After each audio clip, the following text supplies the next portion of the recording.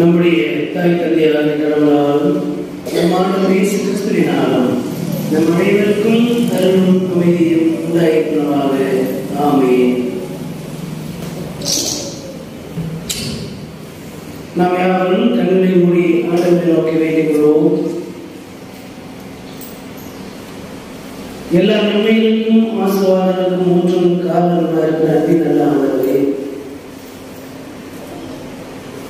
இந்த அருமையான புதிய ஆண்டின் முதல் நாளுக்காக நன்றி படைக்கிறோம்.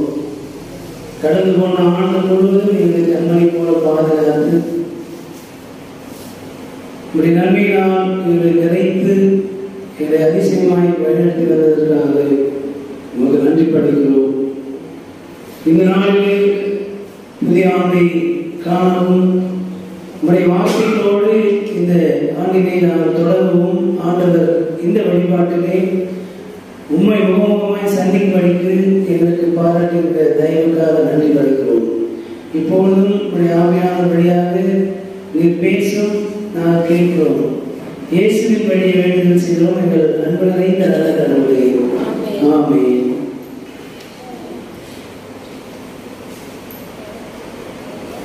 ஆண்டு தொடக்க நாளாகிய இந்த நாளிலே படித்து சிந்திக்கும்படியாக முன்குறிக்கப்பட்டுள்ள நற்செய்தி பகுதி மத்தேயு நற்செய்தி நூல் 6ஆம் அதிகாரம்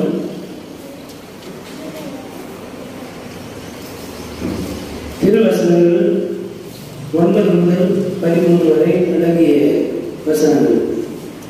7 முதல் நான் படிக்கிறேன், கவனமாகிறது. நீங்கள் இறைவனிடம் வேண்டும் பொழுது பிற இனத்தவரைப் போல பிதற்ற வேண்டாம். மிகுதியான சொற்களை அடுக்கிக் கொண்டே போவதால் தங்கள் வேண்டுதல் கேட்கப்படும் என அவர்கள் நினைக்கிறார்கள். நீங்கள் அவர்களைப் போல் இருக்க வேண்டாம். ஏனெனில் நீங்கள் கேட்கும் முன்னரே உங்கள் தேவையை உங்கள் தந்தை அறிந்திருக்கிறார். ஆகவே நீங்கள் இவ்வாறு இறைவனிடம் வேண்டுங்கள். விண்ணுலகில் இருக்கிற எங்கள் தந்தையே, உமது பெயர் தூயதென போற்றல் தருக. உமது ஆட்சி வருக. உமது திருவுளம் விண்ணுலகில் நிறைவேறுவது போல மண்ணுலகிலும் நிறைவேறுக. இன்று தேவையான உணவை எங்களுக்கு தாரும். எங்களுக்கு எதிராக குற்றம் செய்தோரை நாங்கள் மன்னித்துள்ளது போல எங்கள் குற்றங்களை மன்னியும். எங்களை சோதனைக்கு உட்படுத்தாதையும் தீயோனிடமிருந்து எங்களை விடுவியும். ஆட்சியும் வல்லமையும் மாட்சியும் என்றென்றும் உமக்கே. ஆமென் என்பவர்களே,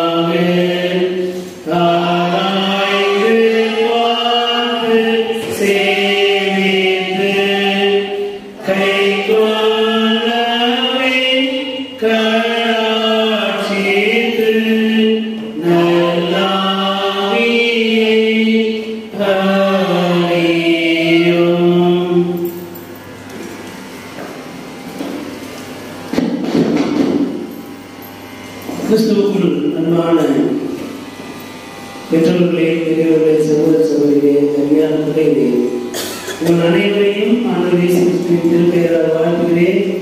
சிறப்பாய் ஆண்டு தொடர்பாகி இந்த நாளிலே உங்கள் அனைவருக்கும் கொண்டாட சோதனைகளையும் வாழ்த்துக்களையும் தெரிவித்துக் கொள்கிறேன்.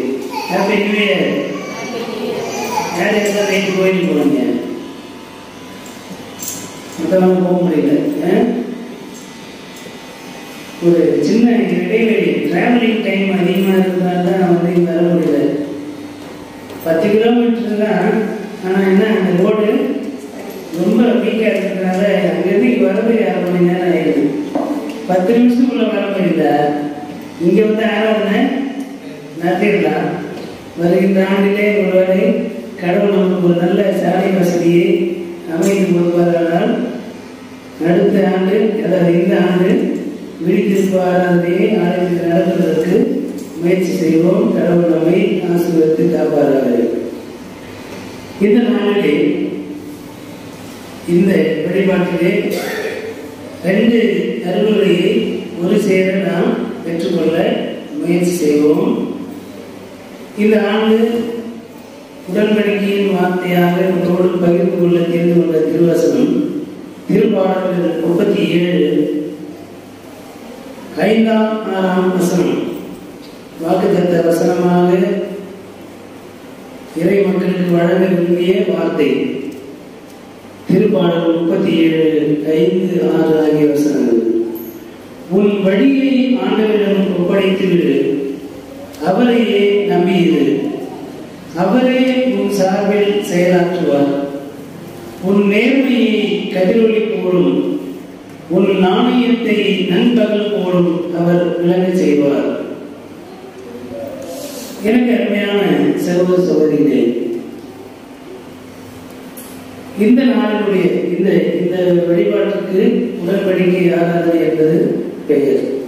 ஆண்டினுடைய தொடக்க வழிபாடு. ஒரு ஆண்டு வர ஆண்டு என்று வருகின்ற போது ஒரு வருஷம் லூக்கா நற்செய்தி நூல் 2ஆம் அதிகாரம் 21ஆம் வசனத்திலே இயேசு ஆண்டவர் குழந்தையாக பிறந்த 8ஆம் நாளிலே அவரை பெற்றோர்கள் ஆலயத்திற்கு கூட்டி சென்றார்கள். கொண்டு போய் ஆண்டவர் முன்பாக குழந்தை அர்ப்பணம் செய்து குழந்தையை முன்னிட்டு யூத முறைமையை நிறைவேற்றும்படிக்கு அதற்கான தூய்மை சடங்குகளை செய்வார்கள். இந்த ஆண்டு இந்த வெட்டப்பட வருஷம் வரும்போது இந்த ஆண்டு இறைவேண்டல் என்பதை குறித்து சொல்லப்பட்டது. ஆண்டவர் இயேசு முதலாக 5000 பேர் குழுமியிருந்த அந்த இடத்திலே ஆண்டவர் இயேசு கற்பித்த இறைவேண்டலை தான் நாம் நாளிலே வருகின்றோம். இந்த 2 வசனத்துக்குள்ள இருக்கிற ஒரு காமனான ஒரு செய்தி பகிர்ந்து கொள்கிறேன். 37ஆம் சங்கீதத்திலே 5ஆம் வசனம் தான் சொல்றது, உன் வழியை ஆண்டவரிடம் ஒப்படைத்து விடு, அவரையே நம்பியிரு, அவரே உன் சார்பில் செயலாற்றுவார். இந்த வசனத்தை ஆண்டவரேசனுடைய அந்த இறைவேண்டல் ஆண்டவரேசு கற்பித்த அந்த இறைவேண்டலுக்குள்ள போய் கண்டுபிடிக்க முயற்சி செய்தனா அன்றன்று வேண்டிய உணவை இன்று எங்களுக்கு தாரும். அப்போ அதன் பொருள் என்ன? டிபெண்ட் அப்பான் காட், கடவுள் மீது நாம் சார்ந்து கொள்கின்ற மக்களாய் இருக்க வேண்டும். உன் வழியை ஆண்டவரிடம் ஒப்படைத்து விடு. இங்க வேற மாதிரி சொல்லணும்னா உன் தேவைகளை ஆண்டவரிடத்திலே ஒப்படைத்து விடு. அதுதான் ஆண்டவர் இயேசு ஜெபத்தை கற்றுக் கொடுக்கும் போது என்ன சொல்றாரு, நீங்கள் உங்கள் தந்தையை நோக்கி வேண்டிக் கொள்வதற்கு முன்னமே உங்களுக்கு இன்னது தேவை என்பதை உங்கள் தந்தை அறிந்திருக்கிறார். ஆகவே நீங்கள் ஒன்றுக்கு கவலைப்பட வேண்டிய அவசியம் கிடையாது. நாளைய தினத்தை குறித்து கவலை கொள்ள வேண்டிய அவசியம் கிடையாது. உன் தேவைகள் இன்னது என்பதை ஆண்டவர் அறிவார். ஆகவே உன்னுடைய தேவைகள் எல்லாவற்றையும் ஆண்டவரிடத்திலே ஒப்படைத்து விடு. இறைவேண்டல் வழியாக ஆண்டவரிடத்திலே உங்களுடைய கோரிக்கை விண்ணப்பம் எல்லாவற்றையும் நீங்கள் என்ன பண்ணுங்க, ஆண்டவரிடத்திலே ஒப்படைத்து விடுங்க. அப்பொழுது அவர் எல்லாவற்றையும் நமக்கு தந்தருவதற்கு நமக்கானவற்றை செய்து நம்மை ஆசீர்வதித்து வழங்குவதற்கு அவர் வல்லவராய் இருக்கிறார். உன் வழியை ஆண்டவரிடம் ஒப்படைத்து விடு, அவரையே நம்பியது, அவரே உன் சார்பில் செயலாற்றுவார். நாம் இஸ்ரேல் மக்களுடைய வாழ்க்கை வரலாற்றை பார்க்கின்ற போது நாம் எல்லாரும் அறிந்திருக்கிறபடி இஸ்ரேல் மக்கள் செங்கடலை கடந்து போகின்ற போது வழியே இல்லாத அந்த நேரத்திலே கடவுள் இஸ்ரேல் மக்களை விடுதலையாக்குவதற்காக கடலின் நடுவே வழியை உண்டாக்குகிறார். அவர் அவாந்தர வெளியிலே ஆறுகளை உண்டாக்குகின்ற கடவுள் என்று சொல்லி கடவுளுக்கு ஒரு பேர். வறண்ட நிலங்களிலும் அவாந்தர வெளியிலும் கடவுள் தண்ணீர் தடாகங்களை உருவாக்கி நம்மை நன்மையால் நிறைவாக்குகின்ற ஆண்டவராய் இருக்கிறார். ஆண்டவர் எங்கள் இருக்கிறார். ஆகையால் நான் தாழ்ச்சி அடைவதில்லை. எனக்கு ஒரு குறைவும் கிடையாது. அவர் எனக்கு போதும். அவர் என்னோடு இருந்தாரானால் எனக்கு யார் ஒரு குறைவும் இருக்காது. வெளியே இருக்க போன எவ்வளோ ஜான் ரோட்ல போயிருக்க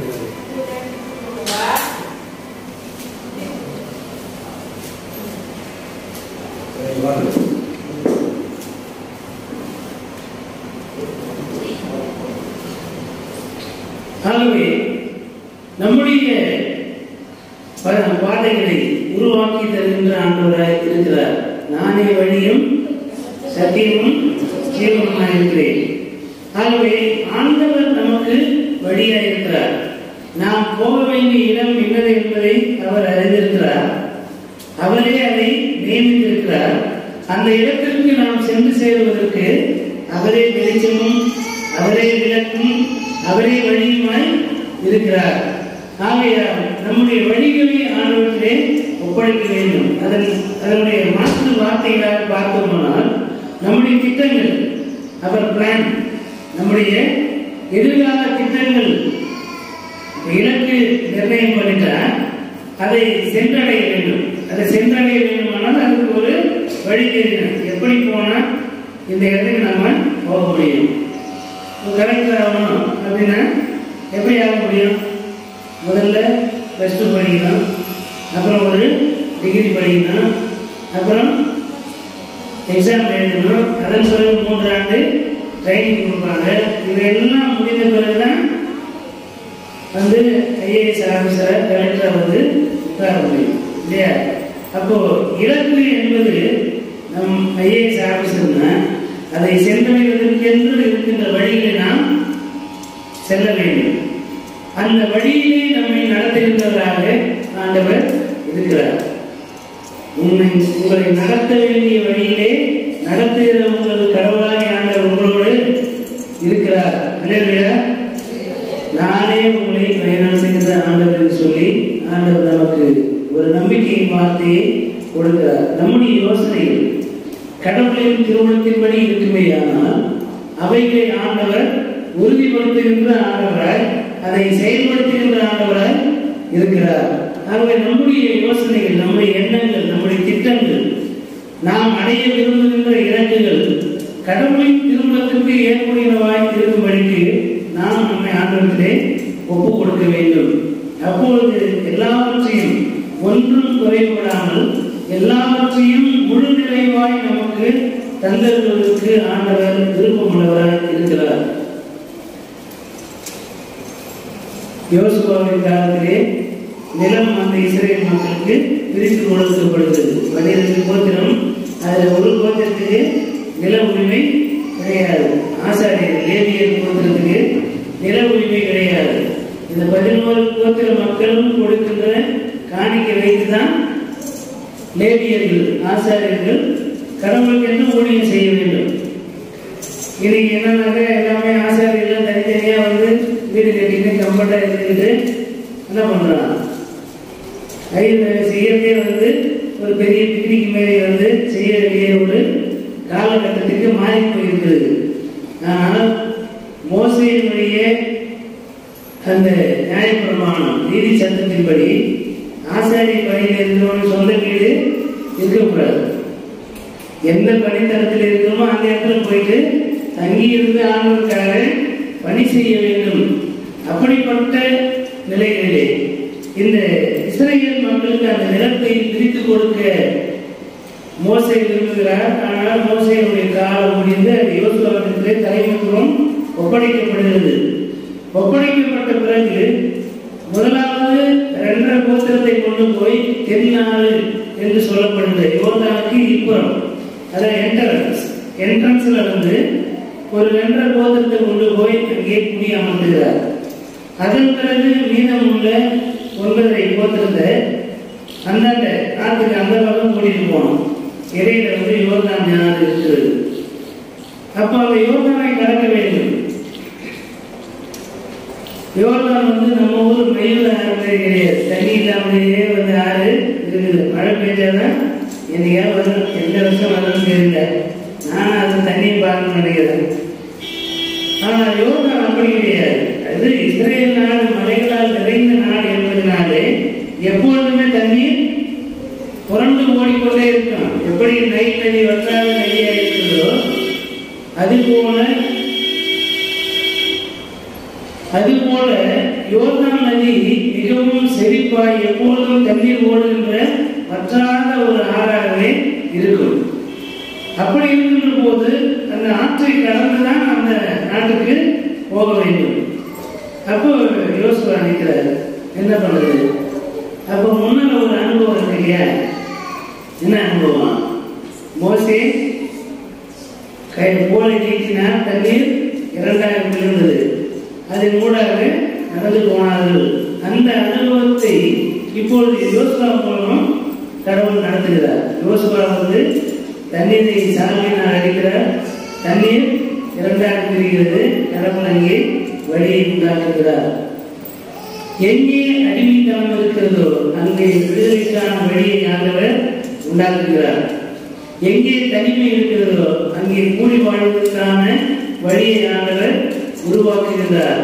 வழி இல்லாத இடங்களிலே, வாய்ப்பு இல்லாத இடங்களிலே ஆண்டவர் நமக்கு வழியையும் வாய்ப்பையும் ஏற்படுத்தி நம்மை வாழ்விப்பதற்கு அவர் வல்லமை நிறைந்த ஆண்டவராய் இருக்கிறார். அல்லேலூயா, அல்லேலூயா. அவரே வழியாக இருக்கிறார். அவரே நமக்கு வாய்மையும் வாழ்வுமாய் இருக்கிறார். ஆகவே அவரையே நாம் சார்ந்து கொள்வதற்கு அழைக்கப்படுகின்றோம். ஒரு நிலையிலே எளியா இறைவாக்கிறார், தனிமையா இருக்கிறார், நாளே கிடையாது. பல நேரங்களில் என்ன பண்றாரு? பல்வேறு இடங்களுக்கு கடவுள் அவரை வழிநடத்துகிறார். ஓ கேட்டு ஆற்றுக்கு ஓ, அங்க போ, சாரி பார்த்தபடியே அங்க இருக்கிற அந்த கைமின் வீட்டுக்கு ஓ.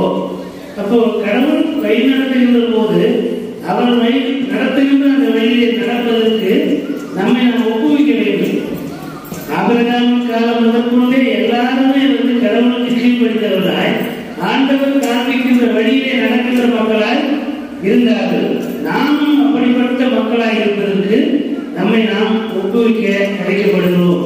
அதற்கு நாம் எப்போதும் இறைவனிகள் செய்கின்ற ஒரு வாழ்வை வாழ்கின்ற மக்களாக இருக்க வேண்டும். எலியாவின் நாட்களிலே எலியா ஒரு தனி நபராக இருக்கிறார். இந்த மக்கள் 450 பாகால் தீர்க்கதரிசிகள் எலியாவுக்கு விரோதமாக இருக்கிறார்கள். எலியா கர்த்தரே தெய்வம் என்று சொல்கிறார். இங்கே பாகால் தான் தெய்வம் என்று சொல்லுகின்ற பணம் படைத்தவர்கள், அதிகாரம் படைத்தவர்கள். அதிகாரம் தான் பலம் வாய்ந்தது, பணம் தான் மிகப்பெரிய சக்தி, பணம் தான் எல்லாவற்றையும் தீர்மானிக்கிறது, பணம் தான் கடவுள், அதிகாரத்தில் இருந்தால் எதை வேண்டுமானால் செய்து கொள்ளலாம் என்று நம்புகின்ற ஒரு கூட்டம், பெரிய கூட்டமாக இருந்தது. ஒரு மெஜாரிட்டி குரூப் அங்கே இருக்கிறது. அங்கே எளிய மைனாரிட்டியா இருக்கிறார், சிங்கிள் பர்சன், ஒரே ஒரு நபராக இருக்கிறார். எப்படி அவங்களை மேற்கொள்ள போகிறோம், இவன் எப்படி நம்மளை ஜெயிச்சிருவான் அப்படின்னு இவங்க எல்லாம் நினைக்கிறாங்க. ஆனா எளியாவுக்கு தெரியும், நான் நம்புகிறவர்களை கைவிடப் போவதில்லை, நான் நம்புகிறவர்களுடைய ஜெபத்தை கேட்கின்றவர், நான் நம்புகிறவர் அற்புதங்களை செய்கின்றவர் என்ற அந்த நம்பிக்கை எலியாவுக்கு இருந்தது. ஆனால் அங்கே கூடியிருந்த மக்கள் எல்லாரும் எலியாவை பார்த்து என்ன பண்ணிருப்பாங்க, கேலி பண்ணியிருப்பாங்க. அந்த பாகால் தீர்க்கதரிசி மாத்திரம் இல்ல, கூடியிருந்த எல்லாருமே பாத்தீங்கன்னா ஒரு பெரும் கூட்டம் இருக்கும்போது ஒரு ஆள் தனியா இருந்தா, இப்ப தாவீது காலத்துல பார்க்கணும்ல, ஓடியாவுக்கு பெரிய ஜெஜாமிக் பர்சன். தாவீது எப்போது நம்ம ஊர்ல சொல்ற பிஸ்கோத், நீ என்ன பிஸ்கோத் பையன் அப்படின்னு சொல்லணும்ல, ஆள் கிறிஸ்டியன் இருந்தான். ஆனால் தனக்குள் ஆண்டவர் இருக்கிறார் என்ற எண்ணம் போன்குட்டி மாதிரி இருக்கிற அந்த தாவீது, ஓடியாவுடைய பார்வையில ஒருவேளை தாவீது போனகுட்டி மாதிரி இருப்பார், அவர் பெரிய சிங்கம் மாதிரி நினைச்சிருக்கலாம். ஆனால் உள்ளுக்குள்ளே யூத ராஜசிங்க அவருக்குள்ளே இருக்கிறார். கடவுளாகிய ஆண்டவருடைய வல்லமை அவருக்குள்ளே இருப்பதனாலே இவன் மாதிரி 1000 பேர் வந்தாலும் நான் என்ன பண்ணுவேன், வெற்றி பெறுவேன் என்ற ஆண்டவர் என்னை வெற்றி சிறக்கப்படுகின்ற ஆண்டவர் என்ற நம்பிக்கை அவருக்குள்ளே இருந்தது. அதனால்தான் சொல்றாரு, ஒரு விசை சிங்கத்தின் வாய்க்கும் ஒரு விசை கரடியின் வாய்க்கும் தப்பு வைத்த இஸ்ரவேலின் தேவன் கடவுளாகிய ஆண்டவர் இந்த பெலிஸ்தீனத்திலிருந்து என்னை காப்பாற்றுவார் என்று சொல்லி சொல்லுகிறார். அப்ப அது ஒரு ஜெபம், அது ஒரு விசுவாச அறிக்கை. அந்த விதமான விசுவாசம் நமக்கு இருக்குமையானால் நாம தனிமையா இருக்கிறோம் நினைக்க வேண்டிய அவசியம் இல்லை. நாம் ஜெபம் செய்கின்ற போது கடவுள் நமக்குள்ளே முழு நிறைவாக நம்மை ஆட்கொள்கிறார். நாம் நினைத்து பார்க்க முடியாத ஒரு ஆற்றலும் அருளும் நம்மை நிறைத்திடும். எலியாவை அப்படிப்பட்ட ஒரு ஆற்றல் நிறைத்ததினால்தான் எத்தனை திறனான கூட்டங்கள் நாட்டினுடைய அந்த முதல் அதிகாரம் யாரு? ராஜாவும் ராணியும் உட்கார்ந்து நெருங்கி பார்க்கிறாங்க. நான் உருவாக்கின இந்த பாராட்டு தீர்க்கதரிசியில எதிர்த்து நீ ஏதாவது பண்ணிடுவியா? அவன் ஜெயிக்கிட்டான். உன்னை இந்த இடத்துல என்ன பண்றான்? சந்தா வெட்டி இதே நெருப்புல போட்டு போறேன் நினைச்சிருப்பாங்களா இல்லையா? இன்னைக்கு நமக்கு எதிராக பல மனிதர்கள் பல நேரங்களில் இவன் தோக்கட்டும், இவனை ஓய்ச்சிடணும், இனி அவன் இருக்கக்கூடாது நினைக்கிற மக்கள் இருக்கிறாங்களா இல்லையா? அதிகாரத்திலே வந்து விட்டாலே அதிகாரமற்ற மக்களை துன்புறுத்துவதும் பழி வாங்குவதும் அல்லது அடக்குமுறை செய்து அச்சுறுத்துவதும் அழித்துவிட எண்ணுவதும் அதிகாரத்தில் இருக்கிறவருடைய எண்ணமாக இருக்கிறது. ஆனால் எலியாவின் கடவுள் நம்மோடு இருக்கிறார். எப்ப தெரியுமா? எலியாவை போன்ற நாம ஜப வீரர்களாக இருக்க வேண்டும். அல்லேலூயா. நம்முடைய வாழ்வு இறைவேண்டலிலே அடித்தளம் கொண்டிருக்குமானால் நாம் இந்த உலகத்தை வெற்றி பெற்று விடலாம். ஆகவே நம்முடைய வழிகளை ஆண்டவருக்கு ஒப்பு கொடுப்போம். இறைவேண்டலிலே நாம் தரித்திருப்போம்.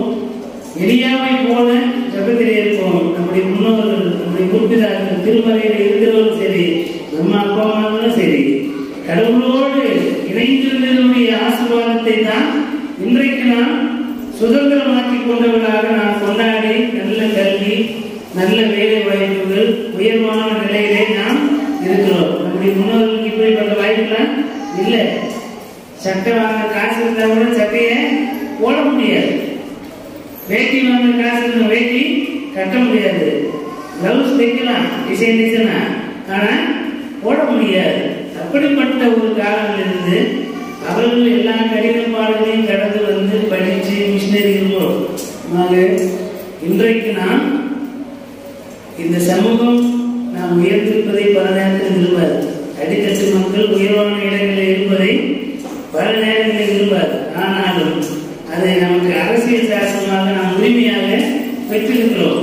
அதற்கு கடவுளுடைய வார்த்தையும் மிஷினரிமார்களுடைய அர்ப்பணிப்பும் திருச்சபையும் மிக முக்கியமான காரணம். இது அடுத்த தலைமுறைக்கு கொண்டு செல்லப்படுவதற்கு நாம் ஜெபிக்கணும். எனக்கு கிடைத்த ஆசீர்வாதங்கள் அனைத்து தலைமுறைக்கும் கிடைக்கும்படியாக அதற்கான ஒப்படைப்புள்ளவராக நான் இருப்பேன் என்று ஆண்டவருக்கு ஒப்பு கொடுக்கிற போது இந்த நாளின் ஆசீர்வாதம் அது வாழ்நாள் முழுமைக்கும், குறிப்பாக இந்த ஆண்டு முழுவதும் அது நிறைவாக நம்மை பயணத்தை காத்துக்கொள்ளும். ஆகவே நம்முடைய வழிகளை ஆண்டவருக்கு ஒப்பு கொடுப்போம். ஆண்டவர் மீதான விசுவாசத்திலே நாம் தூய்மை உள்ளவர்களாய், நம்முடைய விசுவாசம் தூய்மையானதாக இருக்கணும். வேற்று தெய்வ வழிபாடுகள், வேற்று சமய நம்பிக்கைகள், சடங்குகளை எல்லாம் நம்மை விட்டு அகற்றிவிட வேண்டும். அப்ப நம்முடைய விசுவாசம் தூய்மையா இருக்கணும். ஆண்டவர் மீது மாத்திரமே நம்பிக்கையுடையவர்களாக இருக்கணும். 10 பேர் நம்மள 10 பேரை கைவிடுவாங்க. ஒரே நபரை சார்ந்திருந்தால் அவங்க என்ன பண்ணுவாங்க? மனிதரை என்ன பண்றாங்க? அவன் என்னதான் நம்பி இருக்கிறான் அப்படின்ற எண்ணம் அவங்களுக்கு வரும். நம்ம 10 பேர் அவங்களுக்கு கேட்கிறோம், இவங்களுக்கு கேட்கிறோம், என்ன பண்ணுவாங்க? அவங்ககிட்ட போய் வாங்கிக்க, இவங்ககிட்ட போய் வாங்கிக்க, யாருக்குமே நமக்கு கிடைக்காது. மனிதன் மீது நம்பிக்கை வைக்கிறவர்களாக அல்ல, கடவுளின் மீது நம்பிக்கை வைப்போம். கடவுளுக்கு நம்முடைய வழிகளை ஒப்புவிப்போம். நம்முடைய திட்டங்களை ஆண்டவருடைய திருவுளத்துக்கு ஏற்ப வடிவமைப்போம். அப்பொழுது கடவுளுடைய ஆசீர்வாதம் நமக்கு நிறைவாயிருக்கும். இந்த சிந்தனைகளோடு நம் ஆண்டவருக்கு ஒப்பு கொடுப்போம். பிறந்திருக்கின்ற இந்த புதிய ஆண்டு புதிய விதமான ஆசீர்வாதங்களாலே நம்மை நிறைத்து காத்திட ஆண்டவர் நம்மோடு இருக்கிறார் என்ற நம்பிக்கையிலே நடைபெறுவோம். கடவுள் நம்மை வழிநடத்தி காப்பார்கள். நாம கண்களை மூடி ஆண்டவரை நோக்கி வேண்டிக் கொள்வோம்.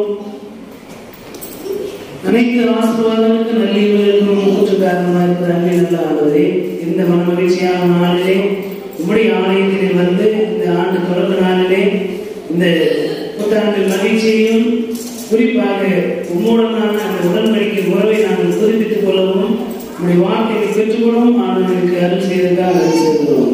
வழிபாட்டிலே பங்கேற்றிருக்கின்ற என்னுடைய பெற்றோர்கள், பெரியோர்கள், பிள்ளைகள், குழந்தைகள், இதமான கிறிஸ்தவர்களுடைய மூப்பர்கள் ஒவ்வொருவரையும் ஆசீர்வதித்து வழங்கி காத்துக்கொள்ளும். கிறிஸ்தவர்களின் மகிழ்ச்சியை நிறைவாயிருக்கிறது போல ஆண்டவரே இந்த ஆண்டின் ஆசீர்வாதமும் நிறைவாயிருக்க வேண்டும் என்று கொண்டாடுகிறோம். எல்லா துதியான மாற்றமையாவற்றையும் உமக்கு ஒருவருக்கு ஏறெடுக்கிறோம். எல்லா ஆண்டவர் மீட்பருமாக இயேசு கிறிஸ்துவின் வழியாய் வேண்டுதல் செய்கிறோம் எங்கள் அன்பு நிறைந்த நல்ல கடவுளே. ஆமென்.